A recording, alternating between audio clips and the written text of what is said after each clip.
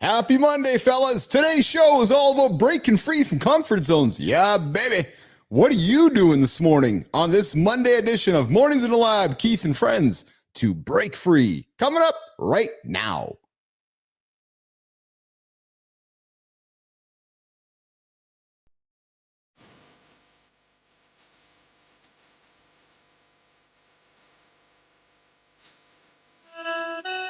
Welcome to Mornings in the Lab, where When something negative comes up.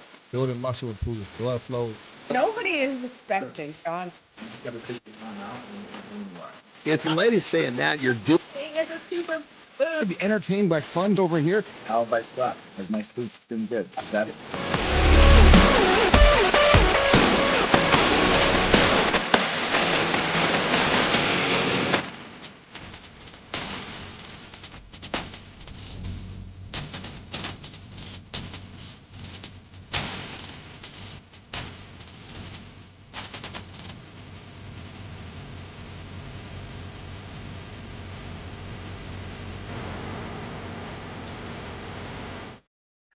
There we go. Hey, coming up today on today's show, we got your roadmap out of the cozy. Oh yeah, baby, out of the cozy, predictable routine and straight all the way into the adventure zone. Hey, have you ever wondered if men really are getting penile fillers? Yeah, you heard me. I said it first thing in the morning here. Penile fillers, spoiler alert, yeah, they are. Yeah, it's actually a thing. Guys want bigger junk. Yes. It's actually a thing. We're also going to dig into Jeff Bezos' secret sauce for discovering the hidden strengths. And no, it's really not about having $1 trillion. You got to start with $1 million before you get to $1 trillion. Plus, find out what foods you're innocently snacking on that could be secretly weakening your bones, baby, and all that, and the ultimate core workout guide to staying strong and defined after 35. You don't want to miss this episode today. Hey guys, coming up, before we dive in, smash the like button, subscribe to the channel, and drop your comments below. And quick reminder, children, this show is proudly an R-rated experience, so if you got your parents that are offended by language that you like, well, tell the kids to put the headphones on and tell the parents to put the headphones. Somebody's got to leave the room. Somebody's got to be the parent, because there's no parents here in the lab this morning. Just a few dudes giving out information and advice from our experiences in life. And listen, guys, don't hit the snooze button. You hit that snooze button, you're going to be 9 minutes behind. Most people do it twice. You do it twice, you're 20 minutes behind the guy over there. You do that all year, you are a week behind the guy who's getting up when it's time to get up. So listen, consider us this morning and every morning at 8 o'clock Eastern time, your accountability partner, starting your day with laughs, insights, and the occasional inappropriate joke along the way. Listen, this morning, our boy John Anderson is out traversing the countryside of California. Instead, and always, I got the boy wonder, CMartyFit, Christopher Martin, hanging out with me here this morning. Of course, we got producer Jimmy on the buttons. We got Melissa behind the scenes. We got Jory Jansen joining us later on in the show. We're talking protein break. We're talking sweets. We're talking food. We're talking all the things that might cause you issues in life when it comes to protein and so forth. Good morning, Noah. I see you there in the comments. Thanks for dropping by Mornings in the Lab with Keith and Friends. Where are you joining us from, Noah, this morning? Love to hear where you're joining us from. And if you haven't already, I invite you to subscribe to this channel. This is a morning show for men. We're all about helping you guys get up and achieve those big, audacious goals. Listen, guys, we are going to get into some big conversations this morning. Of course, we're talking penile fillers. Yeah, guys who decide to go and get fillers loaded up in the junk. It's apparently a thing. Before we get to that, what's shaking, nation? What's shaking, Jimmy? How is everybody this morning? Man, it is a weekend. We're into a new loop, as Johnny likes to call it here. And we got another 5 days. I got a busy week coming up ahead of me here. I got kids' activities, business building. And hey, admittedly, a little puzzled. Yeah, listen, I think this show is all about being vulnerable, being honest, and just offering up wisdom of life along the way. And I got to tell you guys, a little bit puzzled this morning. Dropped a video yesterday on the channel. And looking at the data and puzzled as to why it is performing as good as it could be. Good morning, Holroyd. Good to see you here. I can't imagine. Yeah, man, I can't imagine penile fillers either. I can't imagine it's a pleasant experience. I can't imagine what it's like knowing you're going in. First of all, Holroyd. I can't even imagine what it's like thinking you go get a needle in your junk and your penis to go get the freezing done to start with, right? So that whole thing. Listen, I don't even like going to the dentist and getting a needle put in my mouth to get my freezing done. I can't imagine having a needle shot into my my penis to get some penile fillers done. That is not a pleasant experience, I can imagine. But as I was saying, we dropped a video this weekend on the channel, and just when you think you're going in the right direction, yeah, you get to the road and it curves. You're like, oh, I thought the road was going in that direction, not in that direction. So now, good morning, Reiner. Good to see you there this morning. Amy, I'd like to see you in the comments. Thanks for joining us this morning on Mornings Live with Keith and friends. Johnny is away today. Internet challenges in his road trip. I get the text last night. It's like, brother. I'm like, yeah. It's exactly how he says to you, brother. Yeah. It's like this Wi-Fi in these little bebop hotel motels probably are not going to support our experience. And I was like, all right, not surprising. All good. Enjoy your experience with Terry in the countryside. But as I was saying, dropped the video yesterday, and the video yesterday was a culmination. There's the word, a culmination of last week's episodes. And packaged it all up and dropped it over on the channel, and then watched the stats and watched the reaction and watched the results from Business Athlete Mornings in the Lab Nation. And then pondered. I was like, oh, did you guys like that shit? What's going on? Why did you guys like that stuff? So I came back and changed the thumbnail again, and changed the thumbnail again. And there's one thing I can tell you guys. There's one thing I've learned about this whole YouTube, modern media, social media experience is you can have the greatest content ever. If your thumbnail and your title sucks, you got nothing. And I'm telling you guys, I think that is the most overlooked. I'm looking for the word. The most overlooked variable when it comes to creating content on YouTube and on the social channels in today's world. That hook, that title, that thumbnail draws everyone in. So it's so we keep testing. I'm looking at my data. As I said to Jimmy this morning, producer Jimmy, we're on the 5th thumbnail. So I drop it, I watch, I test, and I look for the reaction. And then if it ain't working, I sit down with my old GPT here. They say, hey, make a test, make a change. So that's what we do. We make a change as much as we can. All right, listen, let's keep rocking and rolling here. Let's get into some of the morning topics here. The morning loop, the unpredictable first 15 minutes of your morning with conversation and content that you're not getting anywhere else, guys. You're just not getting anywhere else. Here's one thing we've talked about before. We're going to get into it again. Time. Time is that one S that you can't buy back. And when you think about how billionaires kick off your day, do you ever wonder that? How does the billionaire or the trillionaire start their day? You might imagine elaborate rituals. 4 a.m., 3 a.m., the hot tub, the cold tub, these ridiculous situations they do in the morning. Speaking of ridiculous, you guys following the news about that longevity dude, Brian Johnson? Yeah.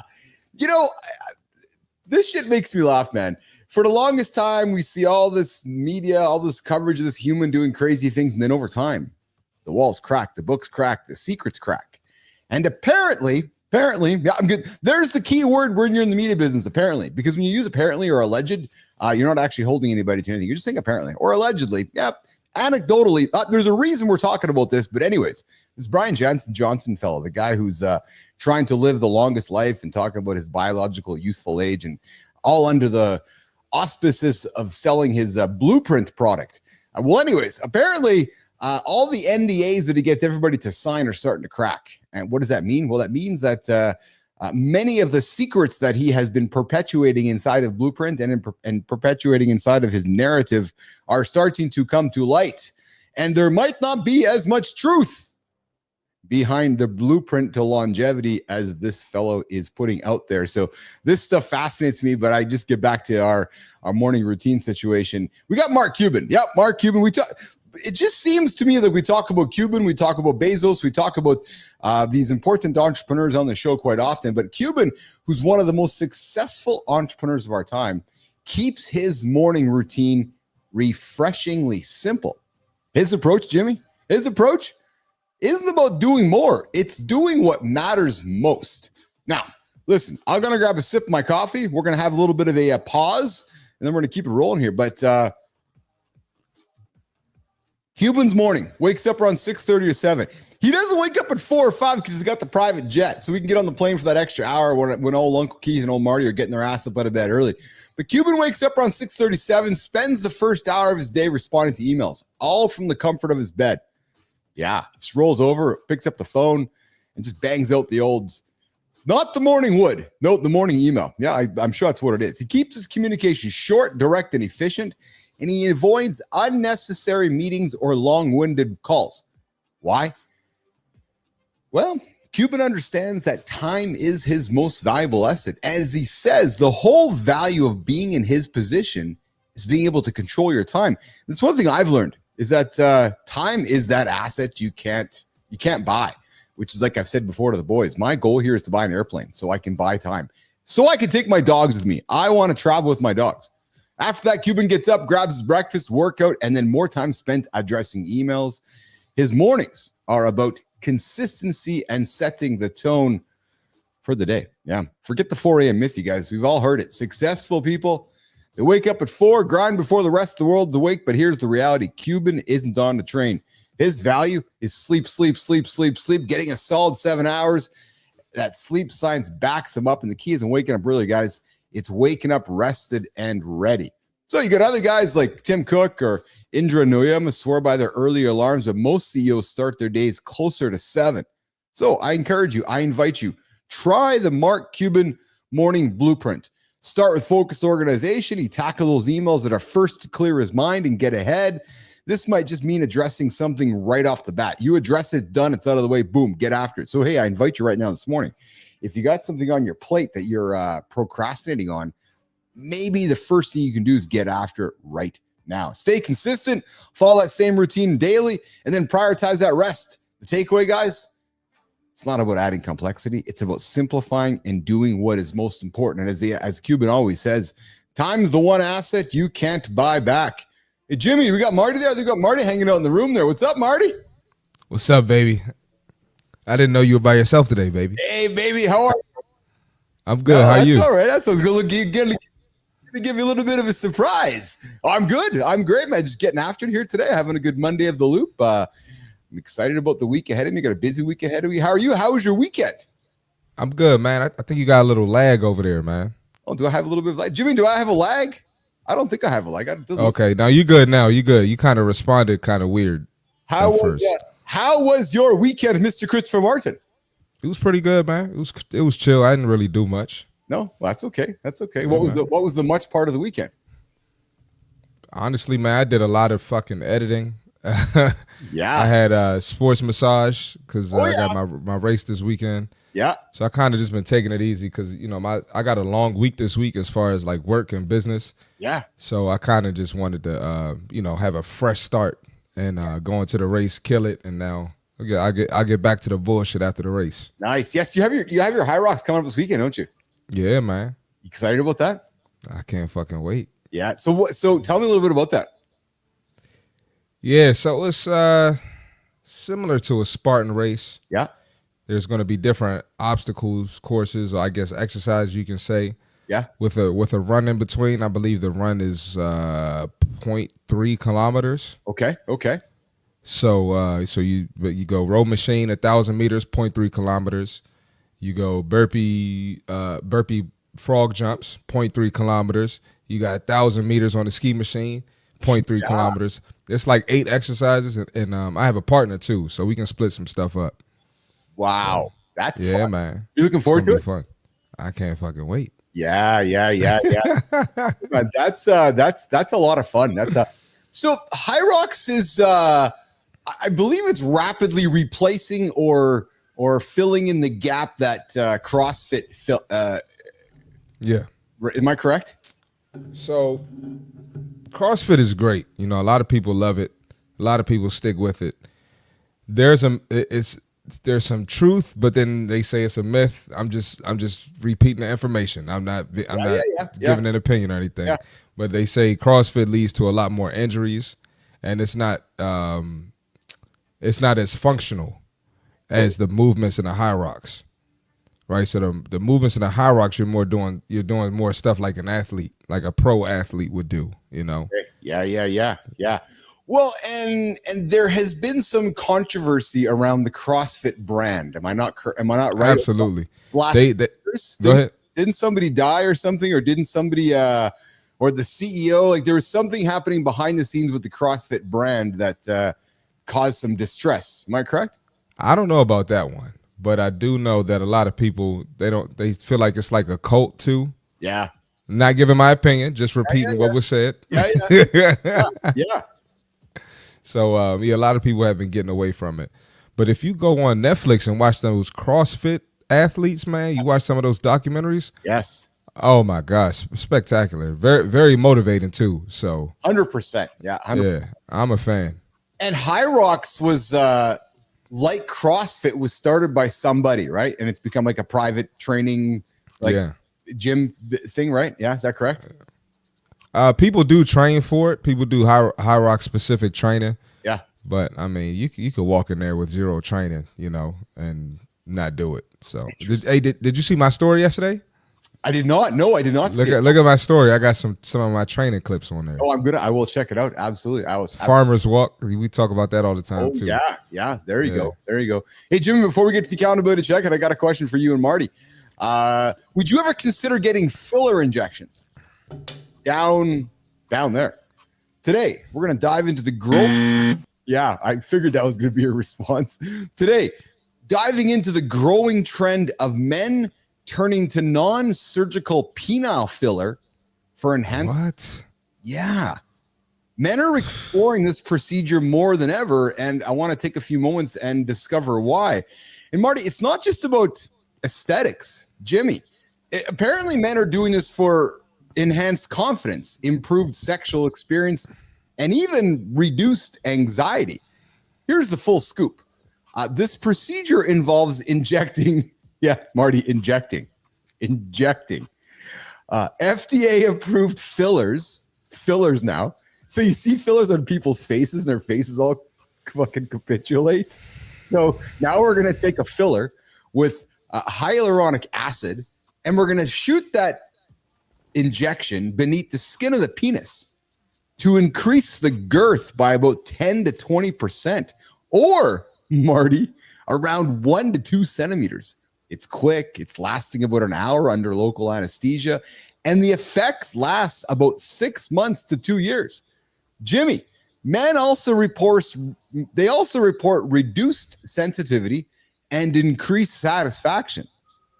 So the customization and reversibility are key advantages. The filler can be tailored specifically to the individual's anatomy, creating natural results. And importantly, Marty, it's reversible.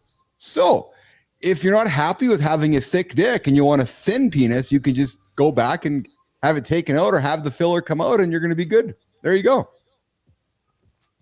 Yeah, that just shows how insecure men really can be, Yeah. It's kind of sad. So I wonder, I'm thinking about this right now, that as I'm having this conversation with you, I've done a little bit of research where, we have females who go in for vagina reconstruction, right? Or labia reconstruction. I never even heard of that either. Yeah. And again, it's an insecurity thing. They'll have babies or get older and they're not comfortable with how it's looking down there. So they're like, hey, the roast beef. Yeah. Right.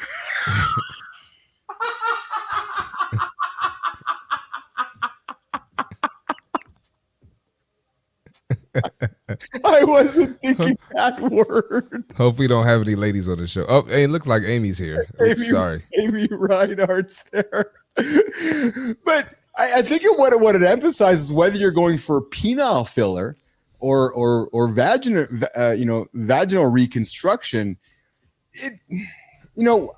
I don't want to sit here and make judgment because that's not what I'm about. But to your point, I guess what it is, Marty, it's unfortunate that we as humans feel that is part of our I mean, actually, no, maybe it's not unfortunate. Maybe that's just what we need, right? If the penile filler or the vaginal reconstruction helps boost self-esteem, that's where it's at. The reality is men, have issues when it comes to the girth, the size of their penises, and penile fillers are growing in popularity along the way. I see. See what Jimmy said? Yeah. And then listen, guys, if you're thinking about this, and I'm not suggesting that you are, if you are thinking about it, obviously consult a professional. Second, address the psychological why. And I think this is when Marty brings it up, right? Which is why? Why? Is it just because you are going to go find yourself an Instagram model and go and be promiscuous along the way? Or is there a real reason along the way? Yeah. You know? Nah, I'm with you, man. And it's there's got to be other things, other fulfilling things in life. You know, like why is that the fulfillment? Like, yes. You know, and I'm sure these people have other things to be proud of in their life, to be thankful for. But I mean, really, that? Yeah. I don't know. That's just me. That's just my take on it. Well, so what's interesting what your take on it, because I feel like I share the similar one, is that unlike our facial appearance, where you see somebody all the time, you're getting filler, you're getting plastic, you're getting Botox, and your facial appearance is you're out in front of somebody, it's 24/7. Whereas your penis is in your pants all the time. So largely only you are seeing it, or only your partner is seeing it, or using it. So to your point, it is unfortunate that as we've learned, for the 8 minutes that you want to use it, or if it's going to be 8 minutes, we feel the need to go and have a needle. It must be bad for some people, man. It must be really bad. So if that's the reason they're going after it. Yeah, it must be really bad. Maybe they had a traumatizing experience. Yeah, I don't could be. That's what just trying to justify it. Well, other than that, I don't understand it at all. Jimmy. Hey Jimmy, I'm just looking for the accountability check. I don't have it in my notes here for some reason. It's going to be like gaming. It's going to take longer to do the penile fill than it's going to be to get the business done after. Oh my god. Yeah, exactly. Spend all that money for less time probably. That's it. Hey, this is not your generation, my generation, but did you know that gasoline fueling our cars, Marty? I found this one shocking, man. Shocking new research reveals how leaded gasoline exposure over the years could be behind millions of psychiatric disorders, particularly impacting my generation. So apparently, there's this there's this legacy happening. Listen. So let me back it up. A recent landmark study in the Journal of Child Psychology and Psychiatry estimates that over the past 75 years, 151 million psychiatric disorders in America may be linked to lead exposure.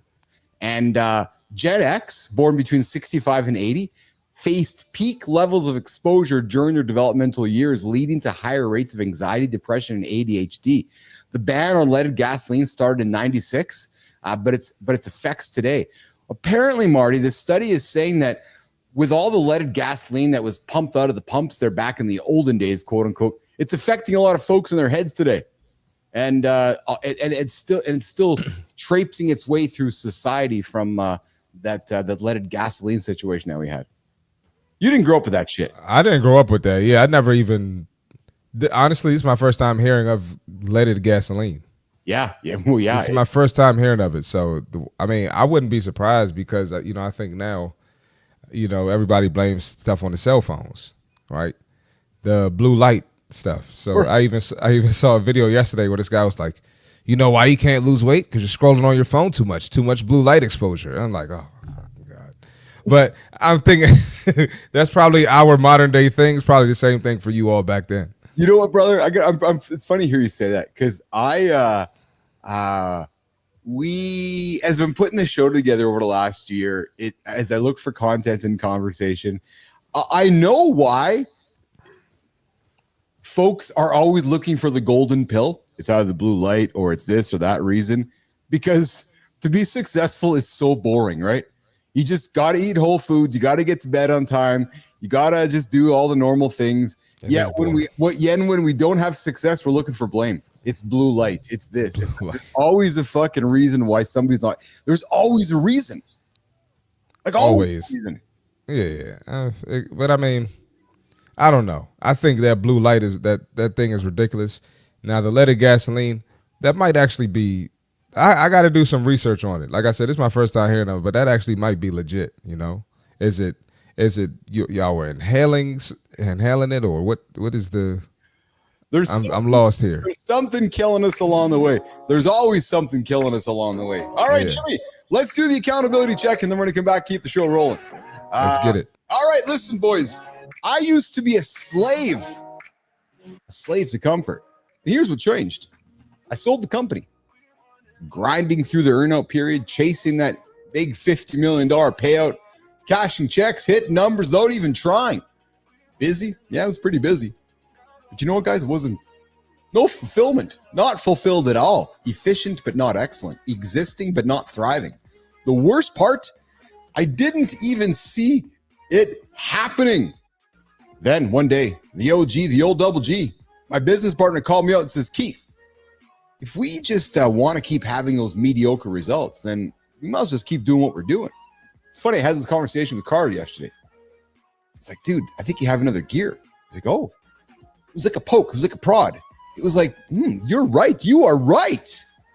I was letting good enough become my standard. You know what I'm talking about? Get up today, open up your to-do list, just get after it. And then the day's done. You're like, oh, I got my shit done. And then the next day, you say to yourself, I'm going to do it again. But then you get the same results. And you start accepting mediocrity. So I made a change after that conversation. That next day, guys, I threw my to-do list in the garbage. And I focused my energy and my strategy and every task on my list to one thing, the one thing that mattered. Only one thing, driving revenue. Suddenly, I wasn't playing it safe anymore. I found another gear. I was obsessed. It's like I'm obsessed with this show right now. Just tweaking lever after lever, trying to find data here, trying to find data there. The biggest lesson I learned from that experience, you guys, the great results today, they aren't good enough for tomorrow. No, because tomorrow is a new day. There's somebody out there right now who didn't hit snooze, got up before you. There's somebody out right now that get in their race car and tweak their lug nuts a little more than you, and they're ahead of you. They are. Somebody got up yesterday, realizing they were being mediocre, and said, oh, I'm going to get after it. So I invite you to consider this. Life's too short to settle. If I'm not moving forward, I got no momentum. I got no movement. I'm dying. I'll take that comfort. I'll take the discomfort over mediocrity any day. Mediocrity, guys, is a slow death. Trying and failing, fail fast, succeed fast. Mediocrity, slow, meandering death. So get up, get after it. Don't hit the snooze button and go out and hit those big audacious goals this morning on Mornings in the Lab with Keith and friends. All right, let's bring Marty back in here. Hey, Marty, have you ever wondered what hidden strengths might be lying dormant within you, just waiting to propel you towards your greatest achievements? I bet you lay there sometimes and ask yourself, what hidden strengths do you have? Do you ever ask yourself that, or do you know? Have you revealed them, or do you sit back and say, geez, I'm pretty damn good at this. I just haven't found a way to pull it out yet? Oh, yeah, all the time. I mean, that's kind of like the game of life. You're always trying to improve and make this better and discover this about yourself and find out who you are. Can I go deeper with this? That's just part of life. It's so part of being a man. And discovering your hidden strengths, Marty, isn't just empowering, it's transformational. And frankly, look at you, you're doing it this weekend at your High Rocks, right? Oh, yeah. You're like, I'm going to try some new stuff here. And when you look at not only your professional career, your personal life, finding these hidden strengths can elevate your career, your relationships, and overall sense of purpose, unlocking potential you never knew existed.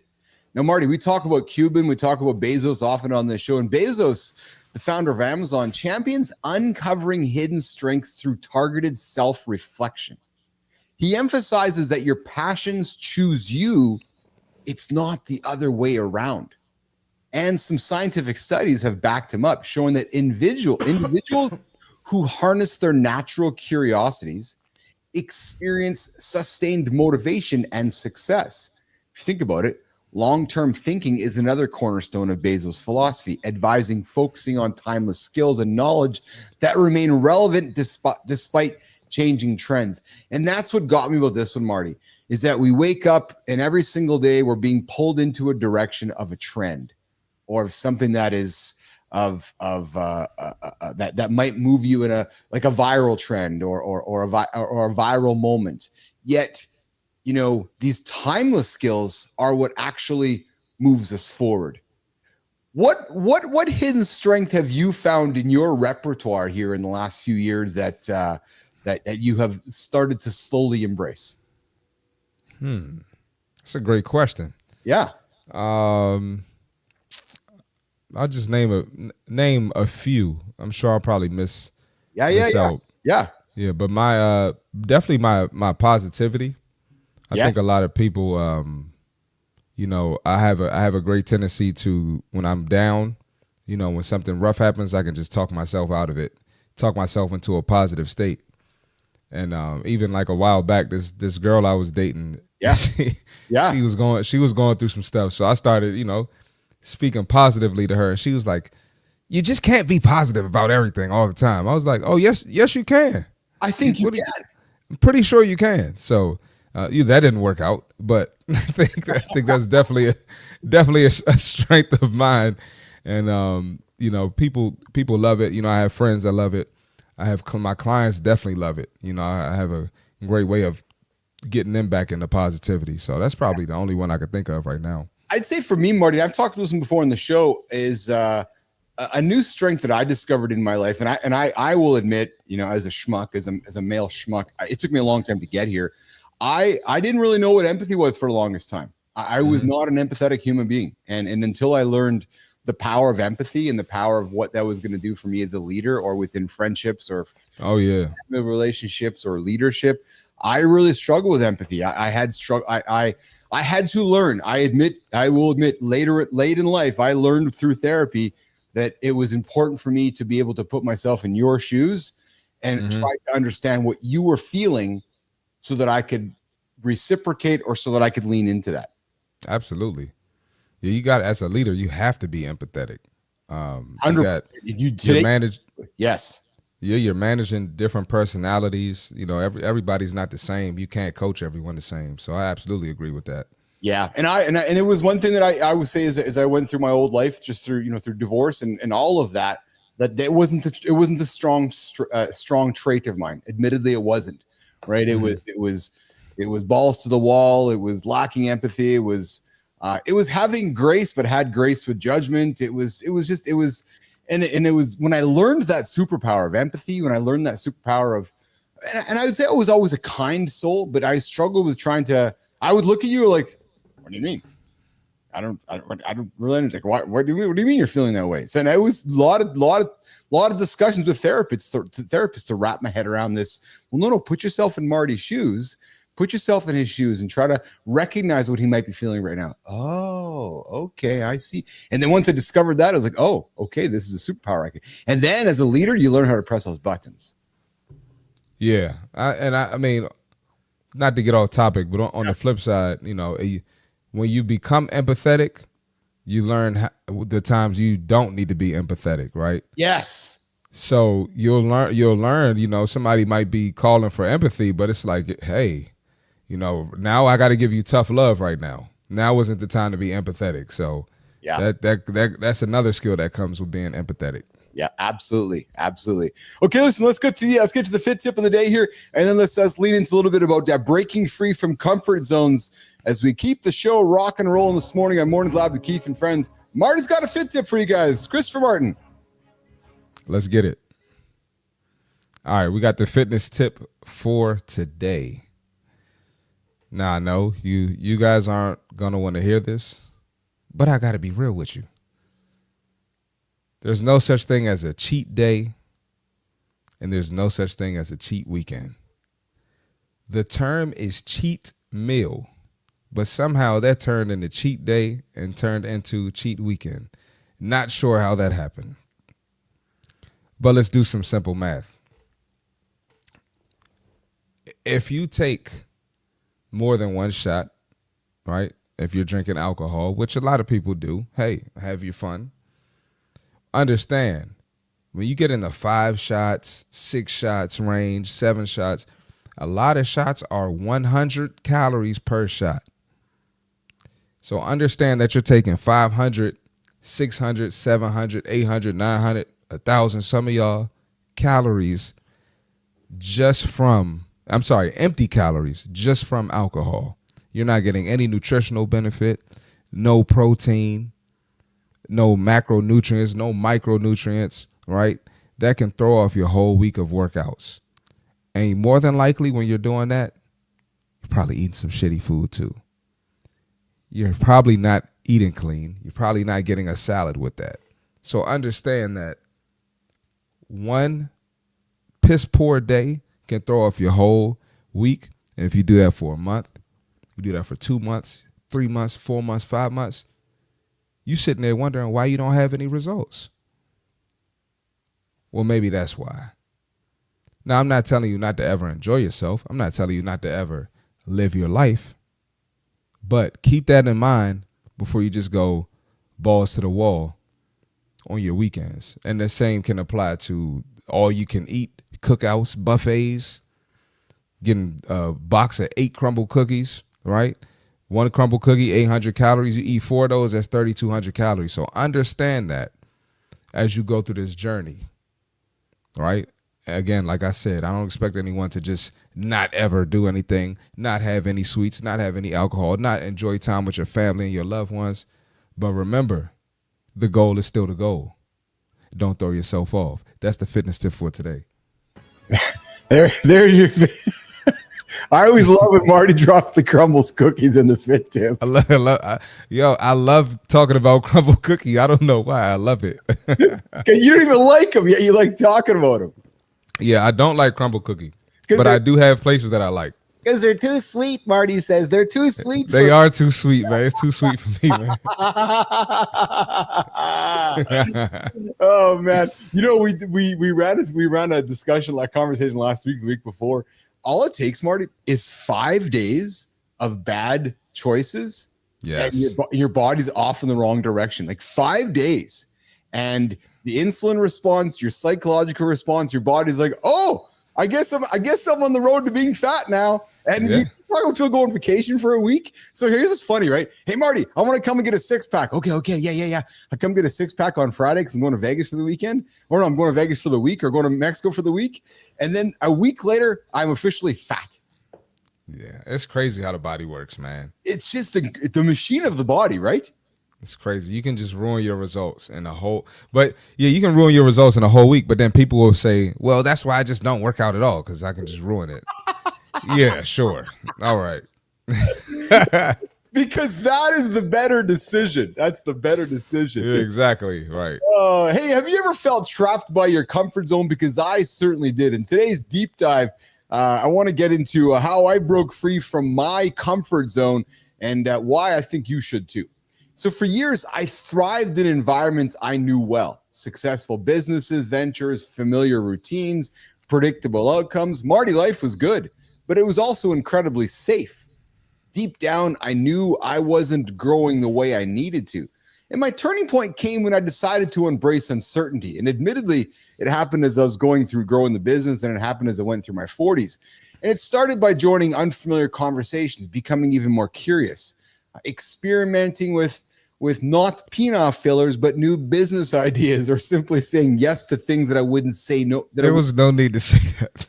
or simply saying yes to things that I would typically shy away from. And I'll tell you, that's one thing that I really have enjoyed about getting older is you recognize the power of saying yes and the power of being curious. And these incremental steps, they built up my courage, and they revealed something surprising, that I enjoyed the discomfort. Especially when you start recognizing that, discomfort is not going to lead you to death. It's going to lead you to something you're not comfortable with. And that's why I run, Marty. That's why I do crazy things, because it's all up in your head, right? And then I took it further. I began exploring the world through my camera lens, did a bunch of travel. I ventured to places I'd never imagined. I trekked oceans. I spent time in shark cages and so forth. And then every adventure tested my limits physically and then mentally. And then each experience, it redefined what I thought possible. And what it did for me is it broke me free from my comfort zone. It just didn't change what I did. It transformed who I was. And I'll tell you that as I went through my life change over the last 10 years, it invited me to realize that my vulnerability by accepting new things wasn't a weakness, It was really a pathway to deeper connections with curiosity, deeper connections through experience, deeper connections through personal growth. So I've referenced this with you in the past many times as you exited your NCAA career, became a personal trainer and so forth. Would you say this High Rocks event you're going into is something where you are very much stepping out of your comfort zone? Oh yeah, absolutely. Yeah. Absolutely. Yeah. And why? What prompted this reason to do it? And let's lean into the power of breaking free from your comfort zone and why you would encourage somebody else to do the same thing. Yeah. So coming from an athletic background, right? I grew up competing against other athletes. When you hit the real world, your competition becomes different. Me, I thrive off of having competition. So what's my competition, right? You got other trainers. As a general manager, I got to compete against the other gyms in our franchise, right? My fitness podcast. I'm trying to be I always say we got the best fitness podcast out. Yeah. Yeah. My competition is different, right? And it's I do live an active lifestyle, but I'm not competing against other humans. I'm not trying to kick someone's ass. I'm trying to kick my ass. Yeah. So the High Rock is going to allow me to bring that inner athlete back out. Yeah. Right. And it's not what I'm used to. It's not a basketball court. Right. It's all types of other shit that I'm not used to doing, that I don't do in my daily training. So it's going to get me out of my comfort zone, but it's also going to bring back that competitive spirit physically. So that kind of is what made me want to do it. What had you been thinking about this for a while? Was there a moment? Was there an aha moment? And I ask this, Marty, because I the way people make decisions is creates curiosity for me. Whether somebody is in a moment that you go, there, I'm just fucking doing it, or whether it's been a long, it was on my bucket list. Like, how did you arrive at this decision? Was somebody challenging you, debating you? Was it literally your own mirror one morning where you're like, you know what? I need to do something different to push myself out of my zone? When you take a glance at things and it just gives you that feeling. Yes. You get that feeling in your chest like, let's fucking go. Yes. Yeah. Right. And it that's the first part. And the second part is when you prepare for something like that, it could be a speech, it could be a competition, it could be whatever. Something that's going to hold you accountable. So that's going to make me create a schedule that I have to hold myself accountable to. Right. So I got to get my runs in. I got to be stretching. I got to be foam rolling. I got to be hydrated. I can't be drinking alcohol. I could hang with my friends. I ain't drinking with y'all though. Yeah. Right. I got to be eating clean. I can hang out with my friends. I'm not eating what y'all eat. Yes. Right. So anything that's going to hold you to a certain standard, it's only going to make you become better. So I like to do something like this at least once a year. Yeah. At least once a year. I like that because you're saying one time a year, I'm pushing myself out of my comfort zone. I know the way you live your lifestyle is largely always pushing yourself out of your zone. But one time a year, you're like, nah, I'm going to go do something even, bigger and more, incremental. Yeah. And I don't know if you heard of Inky Johnson. He's a motivational speaker. Yeah. Oh, you know Inky Johnson. Yeah. And he always says this line. He said it. I've heard him say it a million times, but it always hits me. He says, it's not about what you get. It's about who you become. Right. So that process, you had to think about it. I was processing it. Yeah, that's very good.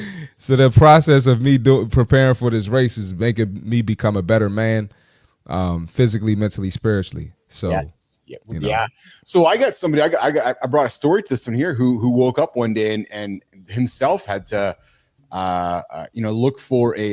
look to get out of his comfort zone. And I found a story here, Marty. A fellow named where's his name? Hunter Hughes. He went from 330 pounds to Spartan races, right? This guy wakes up 330 pounds, living on fast food and video games, and thought running was for real athletes. Now this guy's dropping 185-pound pull-ups and conquering Spartan races. And Marty, it all started with an invite. And Jimmy, here's the hook. It all started with an invite. This guy it wasn't just some big intervention. His dad, his brother, he simply said, why don't you come to the gym with us? And he's like, I don't know. And, there was no pressure. It was literally, why don't you come to the gym with us? No guilt trip. Just, hey, why don't you come to the gym with us? And Hunter said, nah, you couldn't say no. 2 days later, he showed up. And Marty, he did small things. He started with small things. He just didn't jump straight into a marathon. Those guys that come to you, Marty, I'm going to run a marathon next week. Really? He's like, no, I'm going to start small. He started with bodyweight exercises and 45-minute walks. No sprints, no heavy lifting, just the basics. What I like about this transformational story, Marty, is that it's so it's so readily available for anybody. He got up and started moving. And then over time, Marty, he added weightlifting. And then he started hiking stairs wearing a weighted vest. And then he got on the scale and it started moving. He was down 40 pounds. He looked in the mirror. He's like, oh, if I keep this up, I'm going to get a chance to run, because he wanted to run, right? He started eating clean without perfection. He didn't crash diet. He kept it simple. Marty, you talk about all the time, the 80-20 principle. He's like, yeah, I'm going to eat 80% of my foods are going to be whole, clean, single ingredient foods. And from time to time, I'm going to have some indulgence, maybe 20% of the time.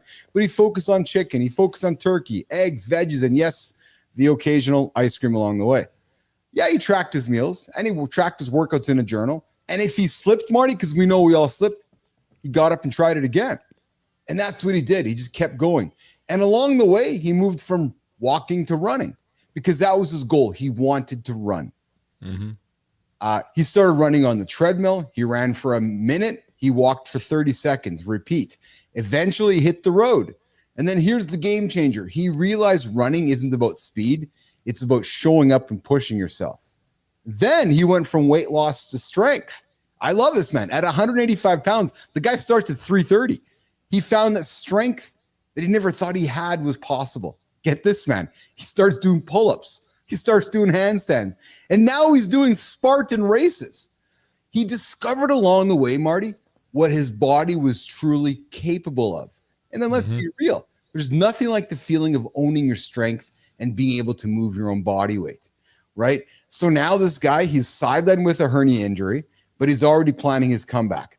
What I loved about this, Marty, and here's some final thoughts. His journey is proof that the transformation isn't about where you start, because we talk about breaking free from comfort zones. Dude, it's about showing up. It's about staying consistent and pushing past the hard days. Back to you, as you've been training for High Rocks. Every day hasn't been a fucking rainbow and unicorn. Every day hasn't been about pushing daisies and rolling gold. There were days you're going, fuck, I can't do this. Or man, this is going to be tough. But what'd you do? You showed up.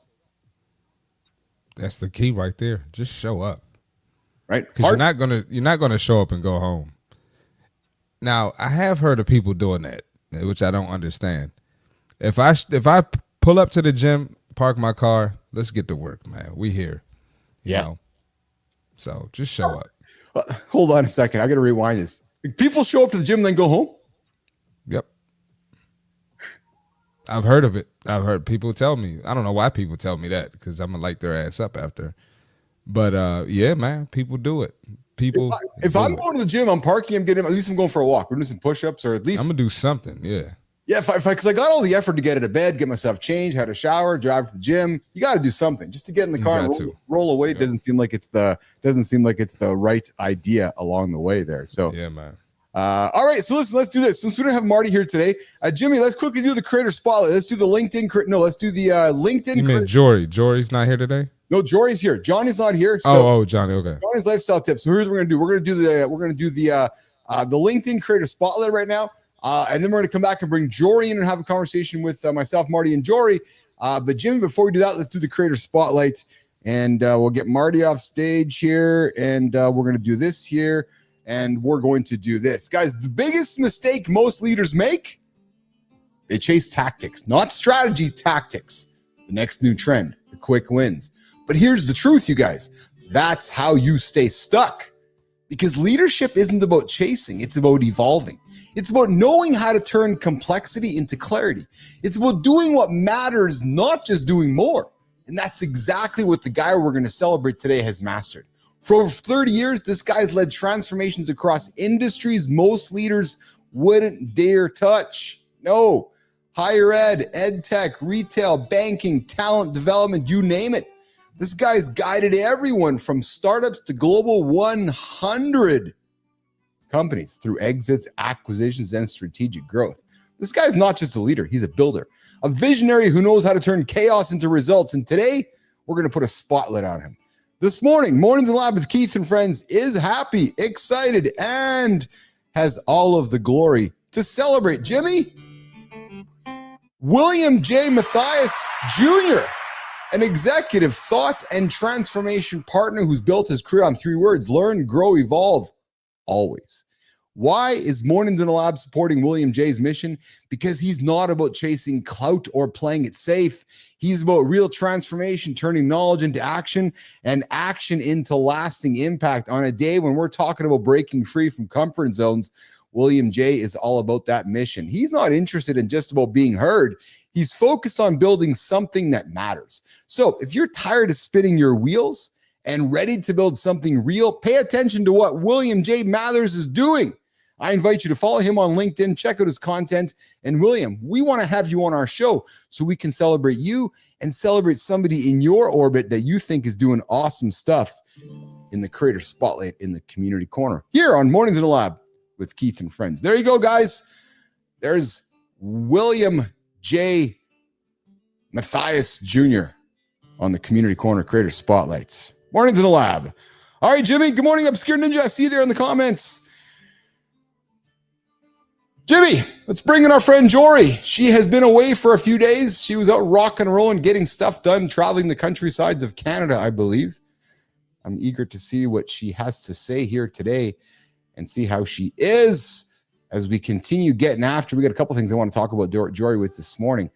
Let's see here. We're going to get to this here. Put that over there. And there we go. What's up, Jory? Oh, it's good. What's up, George? Speaking this morning. Yeah, just getting ready. We got back last night, so just quickly ran up since I had a moment to say bye to Ellery and back down here. How was your week last week? How was your travels? You had a very active week. Yeah, so all week was dance comp. We did really well, and then volleyball was a learning opportunity. I was actually super proud of how she carried herself this weekend in volleyball. Something happened to her during a game, and as a parent, I wanted to go out and do something, and I sat there and wanted to see what she would do, and she handled it like better than any adult I know. She's amazing. She's really, really cool. So it was a learning opportunity for me too, to be on the sidelines and watch her just be the awesome human that she is. She said, "Don't get me wrong, Mom. Internally, I wanted to fall apart, but I had to show up." So there you go. So what I love about this conversation, Jory, and I don't think us as humans or us as parents reflect upon this enough because we're in the middle of doing it. But when you make those statements to Marty and I, they're really reflective statements from the mirror of Kurt and Jory. Because Allery doesn't learn that herself. Like Allery just doesn't wake up as what's Allery, 15, 14? She is 13. 13. She doesn't wake up, Marty, as a 13-year-old with that wisdom, like just knowing how to perform in the moment or learning how to accelerate in those situations. So, it's important for you to look in the mirror with pride to recognize that as she was achieving that, that's you and Kurt. Yes, it's Allery, but those teachings come from you guys. And I think it's important in the sense that we need to remind ourselves that and hold our friendships and our colleagues accountable to that positive messaging. You know what I'm saying, Marty, when you hear that? And Jory talks about that, and it's like, no, Jory, it's actually, yes, it's Allery, but it's you and Kurt who've instilled that in Allery. Yeah. Oh, can I go, Jory? Marty, go ahead. You can go. I'll take it in. Yeah, Marty, go for it. No, I was just gonna say, the kids are a reflection of their parents. Yeah. She didn't just learn that from nowhere, so that's just great job, Jory. Well, I mean, and I'm sure everyone listening has had their time of when mental health was not awesome, and she had to go through that really young. Yes. And I think because of that, Kurt and I have grown a lot through that. And Yes. she has as well, right? Like all the parents around me are like, Jory, like that just happened. What do you think? And like, that seems unfair and unjust. And I said, oh, I agree with you, but we're going to, just let this play out and see. And all the parents saw her. They're like, oh, she just took a breath. Because she went on the court and she went, And and that allowed me to also sit on the sideline and Yes. take a breath. Yes. After the game, we were in our hotel room and we had a chat. I said, Allery, so is there anything you want to do about it? I said, because as the parent, I can't go in and do something. Yeah. You weren't being abused, yada, yada, yada. However, it does seem like there was no conversation to show why this was done. And she said, you know what, Mom? I think I'm going to let this one go because I have no idea why. There was no reasoning. But if it happens again, I will have a conversation. Oh, there you go. There you go. That's taught though. That's not just, she doesn't wake up and just know that. That's what I find fascinating in these kind of things, because we're so quick to compliment the resilience of our children when we completely forget that resilience was taught by ourselves as a parent. Yeah. And internally, I was a mess. Let me be honest. I'm sure you were. Yeah, I'm sure you were. Hey, are sugary drinks wrecking your heart? Let's talk about it. Guys, let's get real for a minute. A cookie here. Marty and I were talking about this on the show here. A crumble here. A cookie here, a slice of cake there. These occasional treats aren't the end of the world, but sugary drinks, now that's a different story. Jory, Marty, I came across a study that really caught my attention. Researchers followed almost 70,000 people in Sweden for over a decade, tracking their sugar habits and heart health. They wanted to see how different kinds of sugar, like the stuff in pastries versus sugary drinks, impact your risk of things like strokes and heart attacks. And Jory, maybe you know this, maybe Marty you do, but here's what they found.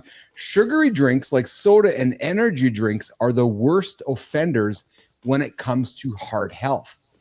Why? Because liquid sugar doesn't fill you up, which we know, so you keep consuming more without even realizing it. And Johnny and I talked just a couple weeks ago when I showed a video of a fellow who had an Instagram page there who showed how much sugar is actually in a Coke can. And when you look at the bag of physical sugar, it really blows you away when you're like, oh my God, I just drank all that, right? And this isn't just a casual problem. It's linked to serious issues like strokes and aneurysms. But here's the twist, which I found fascinating. Cutting out all sugar completely, that's not the answer either. The studies showed that humans who completely avoided treats were actually at higher risk of cardiovascular problems than those who enjoyed a little sugar now and then. Now, it seems crazy, right? But the researchers think that this might be because guys who cut out sugar entirely could already have heart issues. Or maybe they're following diets so strict that it's doing more harm than good.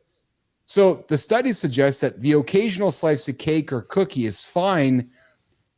It's better to have that instead of constantly chasing sugary drinks. So Jory, just putting it out there, the study essentially is saying that don't drink the sugary drinks. But if you want to go for a crumble cookie every now and then, let's go. That's better than just drinking any sugary drinks. I'm there. Jory, thoughts about this study? Yeah, I guess I would have to look at it because, with research, with any research, there's no perfect study. But I would love to see how they managed, the control group in terms of what they consumed and things like that. But overall, just looking like overall conversation, liquid sugar it's just too easy, right? It's like I always look at people when and it's not judgmental, it's because of my own issue. When people drink like 2-5 alcoholic beverages in an evening, I don't understand it because I'm just trying to drink my fluid in a day. So I don't get it, right? So I'm like, how can you just like drink tons of alcohol, but yet you can't drink your water? So, because that's a challenge. You get busy in your day and wow, I haven't had.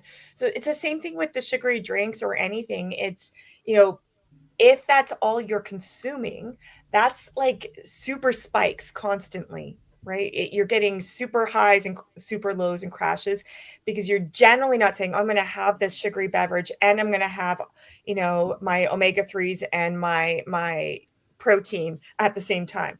it's usually the sugary drink also goes with that Big Mac or whatever, right? I don't want to single out a single restaurant, but No, but it's true. whatever. They complement each other for the most part. Yeah.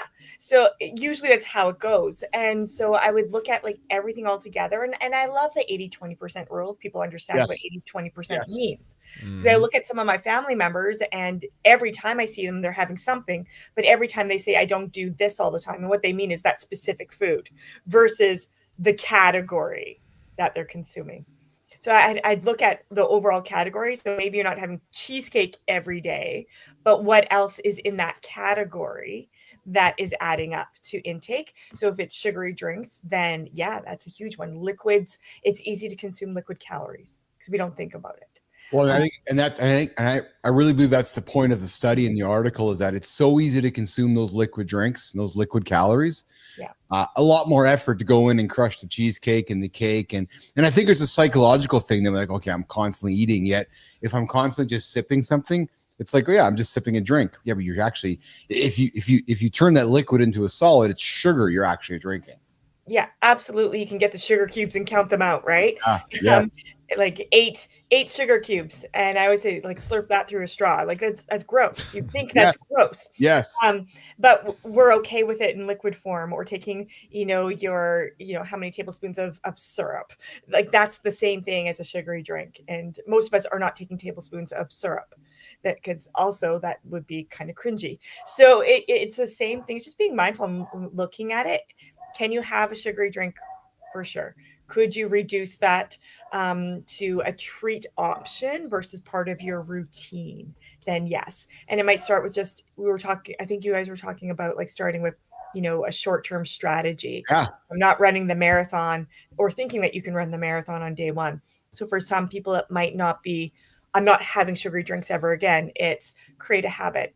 First thing in the morning, you're going to have 500 mils of water. Then go to if it's a coffee thing, whatever. Then at lunch, it's going to be your water. And then afternoon, do you need that sugary drink or can you go to some more water, right? So it's more of setting up those habits and routines. So that way it's easier to create that lifestyle versus just a crash trend. Well, and for me, before we wrap it up here, Jory, I'm of the opinion that we know there's, I guess one's not better than the other, but there are alternatives to sugar if you want to sweeten your drink. There are, yeah, and they can be better in managing blood sugars, getting a little bit of that sweetness. Yeah. Again, there'll be, maybe that's, if you think of Atomic Habits, right? It's creating those little changes. So it might be using that, other artificial or considered more natural type of sugar and eventually use less of it. And I used to drink coffee with milk and sugar all the time growing up. And I went down to like a little bit of sugar and milk, and then I can drink it black and put a little bit of cinnamon in there, and that's a treat. But yet that's more beneficial. So it's figuring out, okay, what are your challenges with those sugary beverages, and what's one habit you can start to implement this week, next week, what's the next, and then eventually you've created the change that's going to lead to better heart health, decreased stroke risk, all of those sort of things. So. That's the reason, Jory, when I started with coffee, I went to coffee, just a black coffee right away, because I knew that if I started with sugar, because I've had sugar in coffee before, I'm like, oh, that's really good. That I was like, I couldn't start that habit. So when I started drinking coffee, it was black right off the bat. And I added no sugar, added no milk, because that was a habit I was not wanting to chase. Yeah, I love sweets. Like I say that almost all the time when I want to. Yes. But now when I have coffee and there's like sugar put into it, it actually tastes worse than an artificial sweetener to me. Interesting. It tastes like poison. Like it does. I'm like, who would drink poison coffee? And it's not a judgment. It's actually my taste buds have changed for that. And I much prefer a nice, good quality cup of coffee than putting something like sugar into my coffee because it just ruins it now. But it wasn't always like that. It wasn't always like that. Yeah. Awesome. Hey, you're hanging out with Keith, Jory, and Marty here at Morning in the Lab with Keith and friends. We're coming to the second hour here. We're going to get Jory out of here. Jory, what do you got going on here today there, kid? You're back in Winnipeg for the week. You're not traveling. You're just back to normal life. Back to normal life, whatever normal is for all of us, right? Back to normal life. Yes. Working just to catch up on things that I may have missed. I have a new boss starting up in a week, so I just want to make sure everything's good for them to come in. So pretty excited for that. but yeah, otherwise pretty much back to normal. Good. Johnny's stuck with some internet issues, so you'll have Johnny back here on Wednesday. But I got a text from last night that he's off a little. He has a celebration of life experience happening. As we know, he had a death a few months ago, so that he's on that journey. But I got a text last night saying, "Hey Keith, some of the little motels I'm staying in do not have the best internet, so I will not be around tomorrow." I'm like, all right, not a big deal. So. Oh, and just for all of you to know, Yes. on our volleyball trip, I prepared some options that I shared with some of the other parents and team. I brought my energy bites, my protein bites. We brought fruit, and we made a stop off at the grocery store that was close to the hotel. So it was a lesson learned. All the parents were like, "Jory, will you now do something with our team?" Because I've always been a little standoffish because I'm part of the team with my daughter there. So I'm very careful with that. But before myself and another parent arrived, some of the athletes went out earlier and they had this big meal, and they only had an hour and a half to digest before playing their game that night. And they were not feeling great. Yeah. Oh. Right? Like they just thought they could just have their typical fun trip food. And both the parents and the other 13 and 14-year-olds realized that did not go well for them for their first game that evening. So I didn't have to do any sort of preaching. You gotta learn somehow. Let them learn. It's the 4210R rule. 4 hours out, nice big meal. 2 hours out, lighter snack. 1 hour out, it's quick top up. 0 is in play, hydration, energizers. R's let's recover. So I said 4210R, and you'll be okay. So other than that, it's at your own risk. That's great learning. That just reminds me of experience. Ricardo and his hockey team a couple years back were traveling, and they stopped to eat some crappy fast food along the way. And Marty, the results of their hockey game that next afternoon were crappy as well. And it just shows you that, what we learned growing up, Marty and Jory, is just not the same as it is today, right? It's just because we know so much more today, right? Like there's no need to go to the Subway or to the shitty restaurant. Like there's so many good choices for our kids. Yeah. That's fun. I look back when I played, man. I know my coaches. I remember we didn't have breakfast one morning. Our coaches went to like 7-Eleven and got candy bars. Yes. Now that I'm an adult and in the fitness and nutrition world, oh my God, that's terrible. Yeah. Oh my God. That's what I mean. Like to hear Jory tell his story, it's surprising yet not surprising. But what I like about it was the learning that came out of it, right, Jory? Because you could have said all you wanted. You could have preached and said, but they actually had to experience that themselves. Eat a crappy meal, perform crappy. This is why 1 and 1 didn't add up to 2. Absolutely, because we already know travel creates a certain level of fatigue. Yes. So I said, make sure within every hour of travel, it was a 6-hour drive. Yes. At least 1 cup of fluid. Will you have to stop? Probably. But if you want to prevent that jet lag feeling, it'd be the best. Right? But, often, we do need to learn, experience things ourselves, and that creates the change, right? So no judgment, just, I'm here to support. But. Yeah, real quickly, it just reminded me in college, we would have like 3-a-day, 4-a-day workouts. And I was tired one day, so I took a nap and ended up oversleeping, so I couldn't get like my actual meal in before my last workout. I was like, all right, I'm going to just grab pizza real quick. Yeah. Yeah. Worst workout of my life. Yeah. So and it's just how our body works. Our body is working so hard to support it. So all that blood flow is going to the gut to figure out how to digest and how to get, usable energy to us. But that's a lot of energy where we need blood flow to our working muscles so we can actually have that effort. So we're not honoring our body. And now our body's like, okay, I'm going to work so hard for you, but you know what? I'm kind of out. I'm done. I'm exhausted. Well, so the moment, so the kids are traveling, it's exciting because we're traveling. Out of routine, it's exciting. Yeah. But then when the reality, we're traveling because we have a game to win. We're traveling because we have a championship to win. Well, if we're not putting all the steps into the routine, the results aren't going to be there. And what a fascinating learning situation you guys went through. It was fun. There was no judgment at all. It was just a great learning opportunity, right? Absolutely. Yeah. Well, then that's why I enjoy about that, which is really great. So, All right, Jory, listen, we're going to walk you out of here. I know Marty's going to walk out as well here. I appreciate the two of you. Jory, you enjoy your day today? Good to have you back. Same with both of you. We always talk about me, and then we always miss the opportunity for all of you. So we got to get into that rhythm because we will. Your days are super important and interesting to me. So. Well, I'll tell you, I got a big one today. So Carter's got his Carter's team is playing in game 2. They went on to Brandon on Saturday, and Marty they won. So they won their game on Saturday, and they are hitting game 2 of. So they're in the championships now, the U18 hockey. So they're playing at the Iceplex tonight. They're the best of 5. They're 1 game up. Carter and I had a hard chat yesterday. I said to Carter, you're in the biggest. It was very much like my accountability check-in. Is that I don't want you to be accepting mediocrity right now, because you're going to wake up one day in 6 months from now, or a year from now, or 2 years from now, when this is all done, and you might have some regret if you're not thinking about, if I could have won a little bit harder, if I could have did a little bit this, because these moments go by so fast, they're done, and you sometimes forget about it, right? Yep. So I've really been encouraging him to truly try to find that other gear, but and then Piper has Terpscore, her big dance competition today, so I got a busy week of being a dad. Actually, it's going to be a lot of fun this week, so it's good. It's good. Dance is awesome.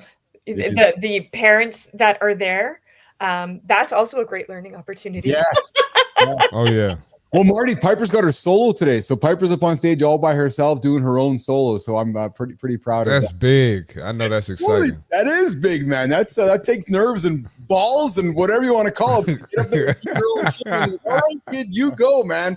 That's awesome. I love that. Yeah. No, it that is challenging, and also I've seen the impact of making sure the dancers, because there's quick changeovers. Yes. Like making sure that they're hydrating and fueling. It's a different strategy because you don't have that much time. I know. If you have an hour, it's really 10 minutes because you got to change wardrobe and hair and sometimes so it's really just grazing that whole week. It's a whole thing. It's a whole different thing. It's quite fascinating to me, actually. Yeah. They might be eating 11, 12 times a day. Yes. Yeah. It's just different for sure. So good luck to her. Thank you. All right, sure. Well, listen, you enjoy your day. We'll look forward to catching up throughout the week. Marty, you have a good one today as well, brother. You too. I see y'all. y'all. We'll find out your story next time. Yeah. that works. All right. Awesome. All right, guys. All right, Marty. All right, Jory. All right, guys. We'll see you later, okay? All right, y'all. Yep. All right. You guys are getting out of here. Marty and Jory. Jimmy, we're resetting. We're going to reset here for the second hour. We're going to get into our community corner, the Creator Spotlight. Mornings at 11 with Keith and friends. We're here on the Monday of the Loop here. We're getting after it. Johnny's out fixing his internet in his travels. We're going to reset the show here and work towards wrapping it up. Guys, we kicked off the discussion today. We talked about men going under the needle. Yep, inside the world of penile fillers. Marty and I postulated on life must be that bad if you need to go down there and get the needle in the junk, not for the vasectomy, but to get the thickness. Apparently true story. Yep.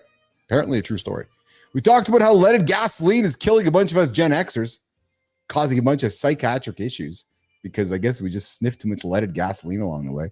We also got into Mark Cuban's simple morning routine. The guy gets up 6:37. First thing he does is answers his email. It's funny because we talk about it all the time. They leave your phone outside, get your non-negotiables done. Cuban's like, no, my non-negotiable is getting my email done right off the bat. And the guys, we got into we also talked about Jeff Bezos' secret to discovering your strengths, those secret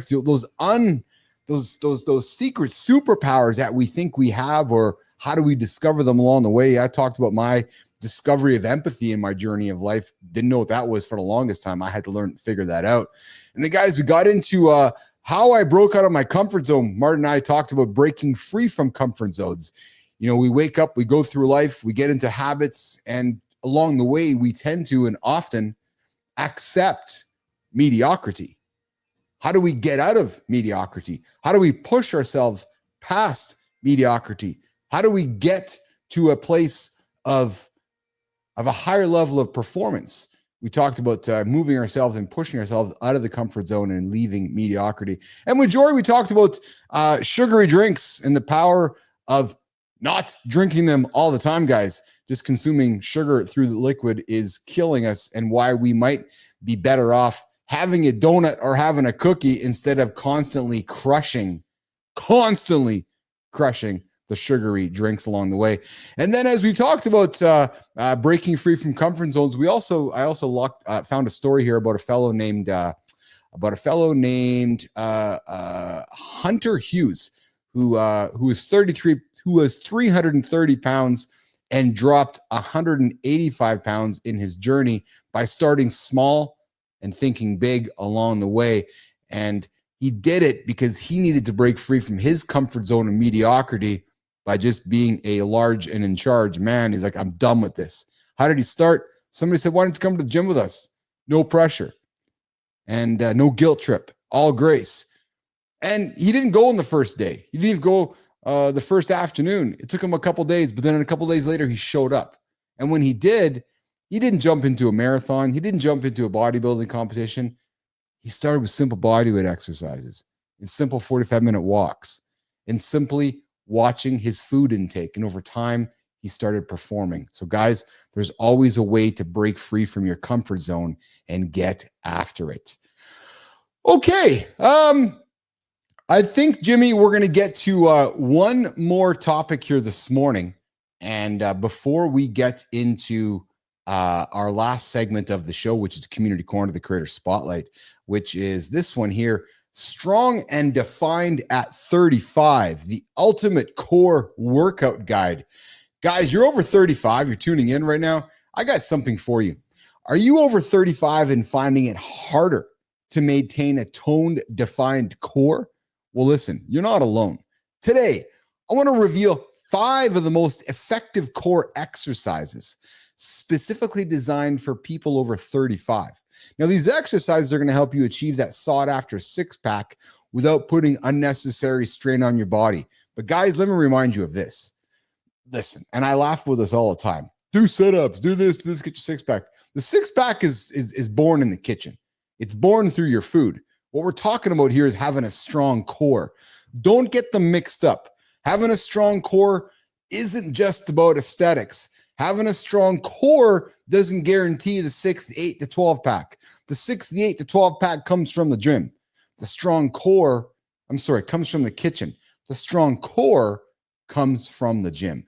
And having a strong core dramatically improves posture, reduces the risk of injury, and boosts your overall strength and stability, especially men as we age.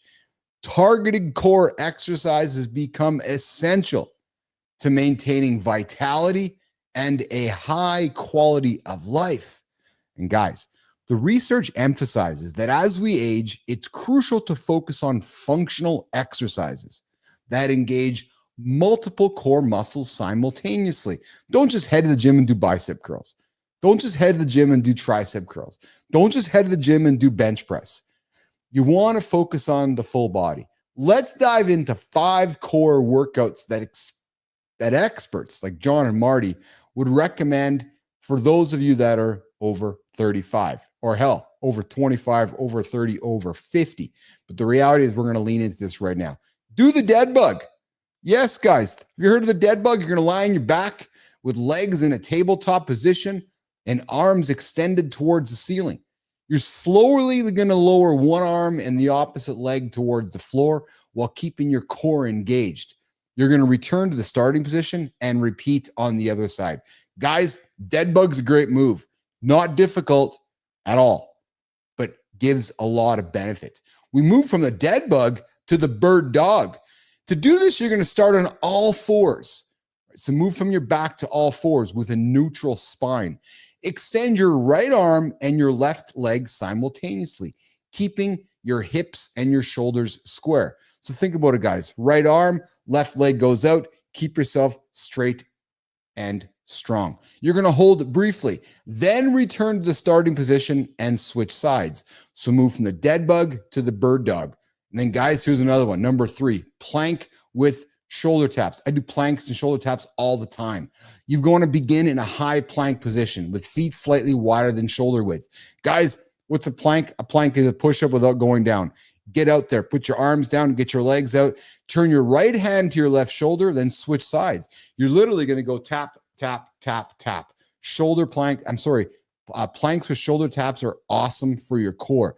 Here's another one, guys, the Russian twist. Jimmy, Sit on the floor, knees bent, lean back slightly, and lift your feet off the ground.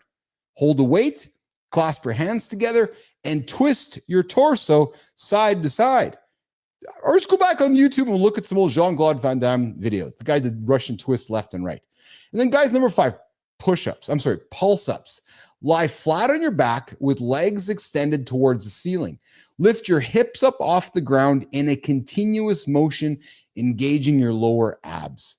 That will help you with your core, right? So 2 tips for integrating these exercises: consistency over intensity. Guys, don't worry about the intensity of these.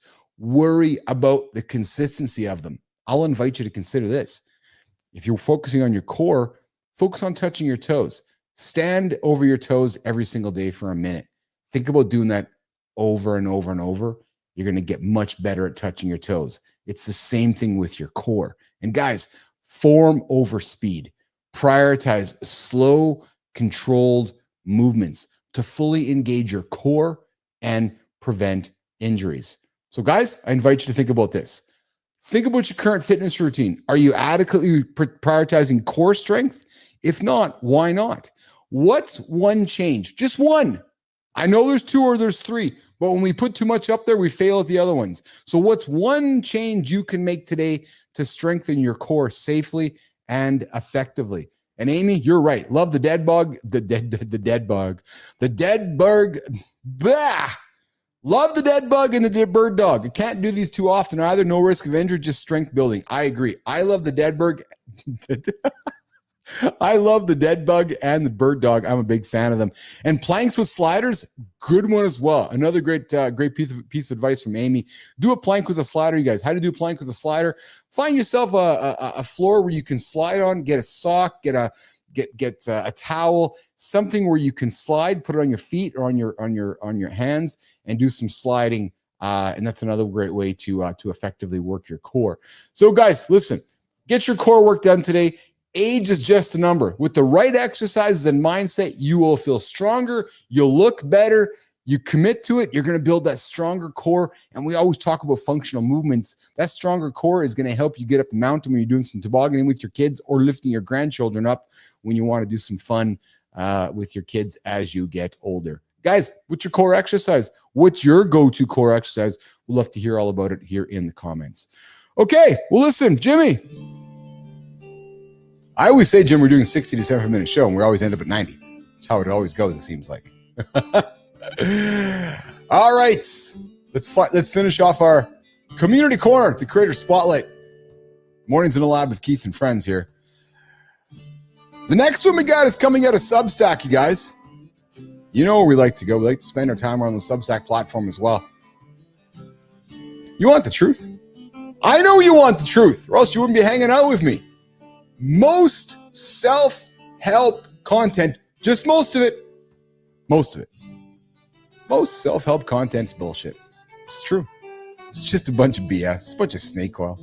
Empty promises, repackaged advice, hype with no substance. But what if someone showed you what really matters by embracing the failures that everyone else is too afraid to talk about? Because listen, I know we've all been there. Grappling with failure, feeling like you missed your shot. You screw up, you fall down, and it feels like everyone else is miles ahead. Most people try to cover it up or pretend like they've got it all figured out. But the real power, it's in learning from the wreckage, you guys. It's accepting all of that. It's in building something better from the mess that's come around you. Well, today, here's a guy who's not selling you a silver bullet solution or pretending like he's cracked the code of success. Instead, this guy's digging through the rubble of real life, the pain, the failure, the loss, and he's turning it into lessons you can actually lose. This guy we're celebrating you today, he's been knocked down more times than he can count. Really? More than me? Started businesses that crumbled, navigated his daughter's battle with cancer. Oh my goodness. And he's not afraid to talk about what actually matters. How to turn failure into resilience. How to build a life that's stronger, wiser, and more powerful. Nation, I invite you to meet Michael Ritoke, the voice behind The Art of Becoming. Yes, a newsletter dedicated to showing you how to transform pain into progress, failure into wisdom, and setbacks into the stepping stones you actually need. If you're ready for real conversations, no fluff, no hype, just honest writing from someone who's been in the trenches, I invite you. Hit subscribe to The Art of Becoming. Michael's not here to sell you success, baby. No way. He's here to show you how to build it yourself, one hard lesson learned at a time. So, Michael, here's how it works, my friend. We want to have you on the show. We'd love to celebrate you further and celebrate somebody in your orbit. I believe there's somebody who you think is doing great work. So, Michael, come on to our show. We're going to hand you the Mornings in the Lab Creator Spotlight light so you can shine the light on somebody in your world, and we can celebrate somebody in this moment of paying it forward on the Mornings in the Lab with Keith and Friends Creator Spotlight. It's part of the Community Corner. There we go. Woo! Jimmy, we did it. Another one in the books here today. It's funny. I know when the house is moving because my door opens up and my dog comes down. Lola's like, hey, Dad, you're still here? I'm like, yeah, I'm still here. She's like, I got to go inside. I'm like, I know. I'll get you out there in just a second. All right, guys, wrap it up here. Another one in the books. Another big old morning show in the books. What do we got tomorrow, Jimmy? Tomorrow we are going to get after it with, let's see here. I stopped chasing success. 3 changes that made me happier immediately. Woo, Jimmy's on the ball here. My browser's not refreshing, so it's good that you had it ready for me. I stopped chasing success. 3 changes that made me happier immediately. We're going to talk about that tomorrow on Mornings Lab with Keith and Friends. 8 o'clock Eastern time, right here on the big YouTube channel, right over there on the LinkedIn channel, right over there on the X channel. And then all the chopped up content all over the planet across all the social platforms, Substack, X, Threads, Instagram, everywhere you'll find us. But for now, I'm going to get out of here. Yep, there she is. There's my little puppy. There's Lola popping in here. She's like, hey, you're still here? I'm still here.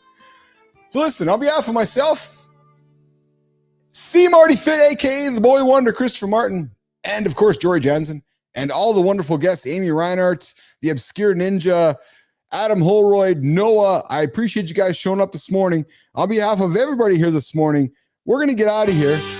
Yep, we are. There's the sound. There's the sound that brings us out. Brings us out. Brings us in. Brings us in. Brings us out. I'm your host, I'm Keith Bilous. We'll see you guys tomorrow right here at 8 o'clock Eastern time. We're getting out of here. I'm going down the stairs, Jimmy, one more time. If I fell, would it happen quicker like this?